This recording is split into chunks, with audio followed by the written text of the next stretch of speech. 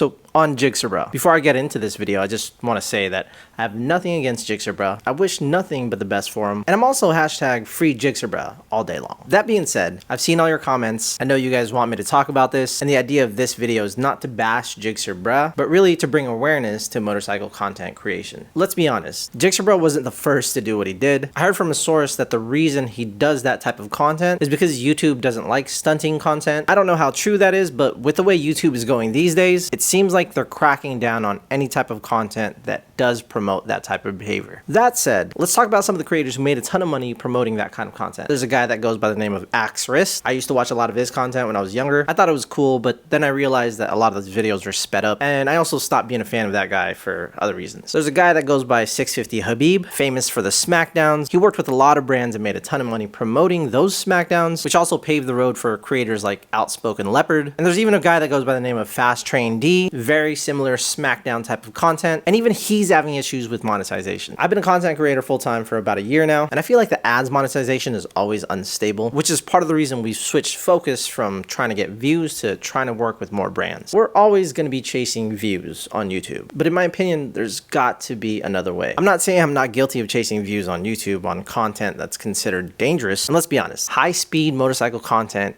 is very dangerous. But what you're getting from those views other than money and fame is consequence. And unfortunately for Gixxer Brah, he is dealing with those consequences as we speak. It's unfortunate, but for current and future motorcycle content creators, this is a good lesson for all of us. Again, I'm not against his type of content. I know many of you enjoy it. What I'm trying to get at is at the end of the day, no one's really got your back except you. Now, I'm not talking about Gixxer Brah's situation. I just feel like that type of content, yes, people want to see. And when I make content, a lot of people are always telling me what to make. But there's got to be a balance between what I want to make and what my viewers want to see. As I mentioned, I haven't been full-time for long, but I do keep an eye on what's going on in the motorcycling world. I try to keep tabs on other creators, and I also try to understand where these platforms are coming from. TikTok, for instance, suppresses my views and actually demonetizes content where I'm just riding around. It's interesting because I've seen other creators do the same type of content, and I feel like most of their videos do just fine. I don't know if that's just a slip in the cracks,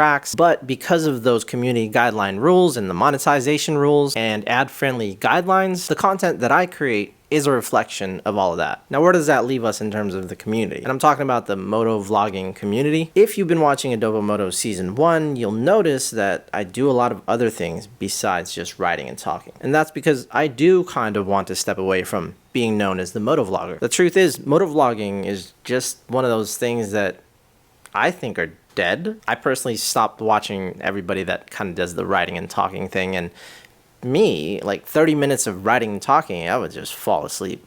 I don't know about some of y'all. Some of y'all love to live vicariously. But again, being on this side, it's really difficult for me to consume. I'm more focused on the creation process. Now, if I could give any advice to up-and-coming creators, I'd say find what works for you. Now that YouTube is cracking down on high-speed riding, stunting, wheelies, that kind of content, you're going to be faced with the challenge of originality. One of the things that I brought back in the last year of Adobo Moto was helping others, whether it's like basic maintenance or a little bit of advanced riding techniques. I feel like that's where my content shines. Of course, I still have the moto vlogs in there and the regular vlogs, but again, that's not just what Adobo Moto is about. Back to Gixxer Brah's content. I've seen a few of his. I haven't really watched a full video of Gixxer Brah, so forgive me. But I know that dude can be pretty creative. I think one of the first videos I saw of Gixxer Brah was him taking his Gixxer 1000 under a overpass or some kind of freeway where he's riding up and down the banks. I thought that was hilarious. I don't know, that totally caught my eye. I thought it was extremely creative. I haven't really seen anybody do anything like that, and I'm not sure if that video even got any views, but it definitely caught my attention. That said, I think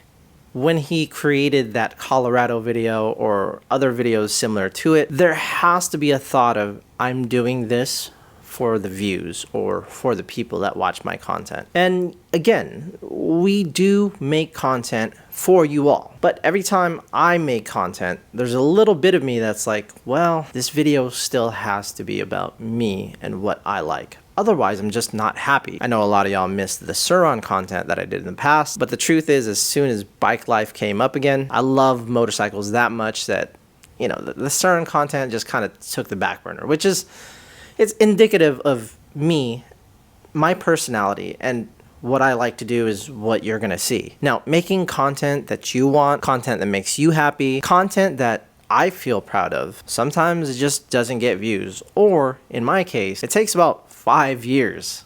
5 years for anybody else to see it and to think that it's good. I'm sure some of y'all still think that my content's not good, so that's beside the point. I'm not here to please those people. I'm here to make content that I enjoy, that I think maybe somebody else will enjoy. I was watching an interview of Casey Neistat where he was talking about how he makes his videos, and he was asked, does he make his videos for people? And he said, no, I don't care what people think of my videos. I just make the videos, I put it out, and if people watch it, great.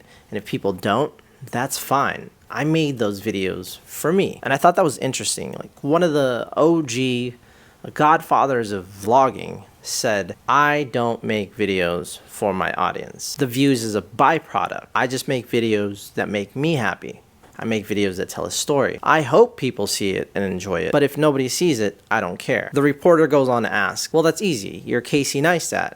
And he said, well, I made videos before and nobody watched them. And that's what's interesting about content creation. You can be a nobody that nobody watches, but as long as you do it for you and you continue to do it for you, I feel like eventually people will catch on. Now, Gixxer Brah's situation is very unfortunate, not just because he's in jail or he got arrested. I don't know what his situation is like.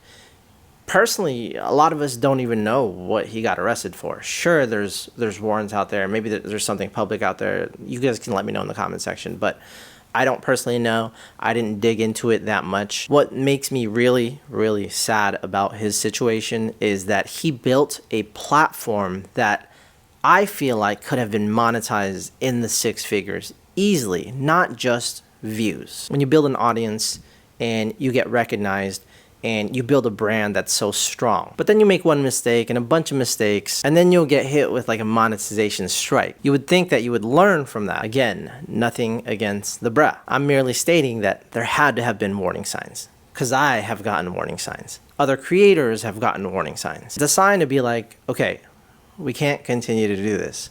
As much as the audience loves it, the audience isn't gonna be there for us if we get shut down, if we get demonetized, if I get arrested, if I die. The choice to continue to do that type of content, despite all the warnings, I think it was a huge mistake by him. I think it's a huge mistake for any creator. But that also goes to show you that the motorcycle content creation community has a lack of innovation. I mean, how many first rides do we need of certain motorcycles? If that's your type of content, great. But in my opinion, that type of content becomes more like a production line. Here's the intro to this motorcycle. We go test ride it.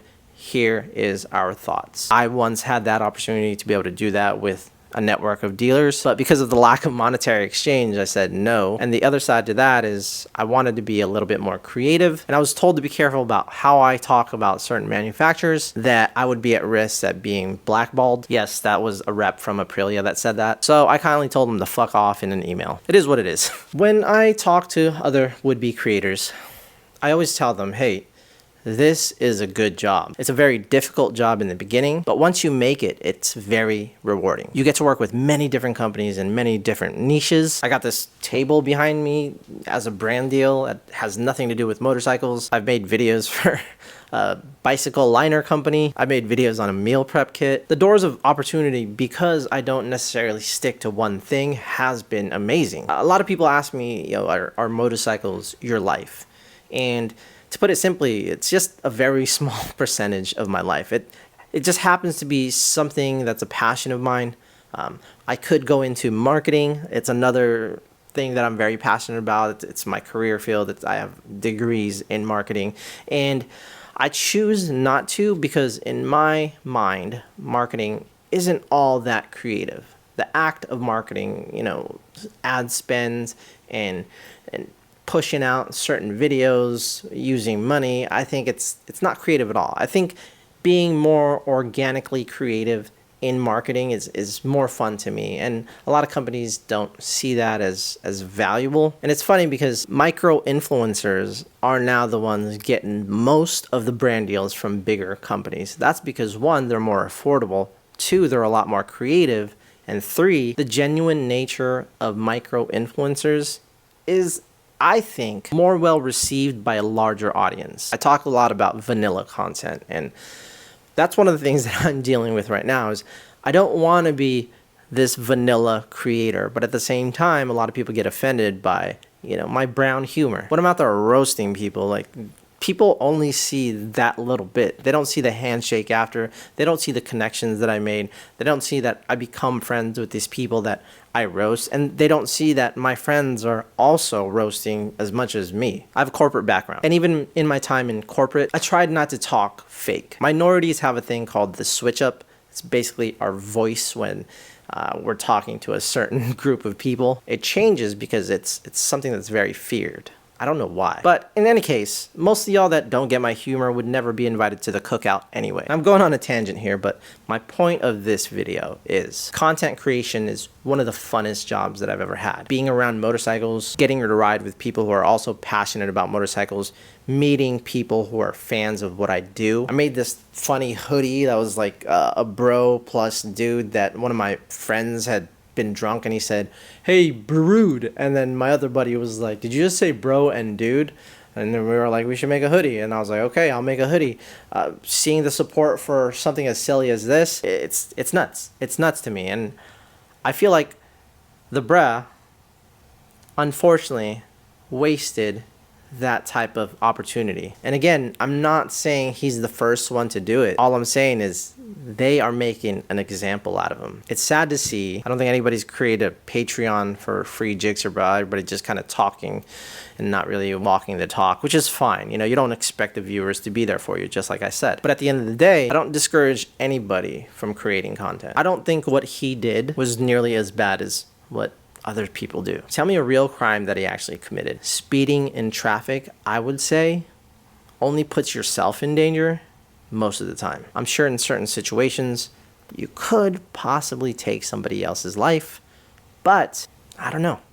It's a bike versus a car. I wish nothing but the best for Gixxer Brah. I hope he fights this thing, and I hope he gets a slap on the wrist. The ad suitability is not going anywhere. It's been here for a long time, and it's always going to be here. It's not a bad thing. It's just these platforms' way of letting you know, hey, you're probably not going to make money off of this video. You can choose to keep it up. You can choose to continue on that path and making that type of content.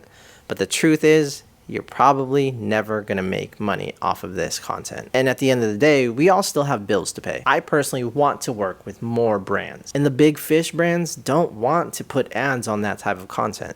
And that's the truth. Sure, a bunch of kids in India would love to see that. But I think, like Casey put it, make the videos that make you happy, not videos that make other people happy.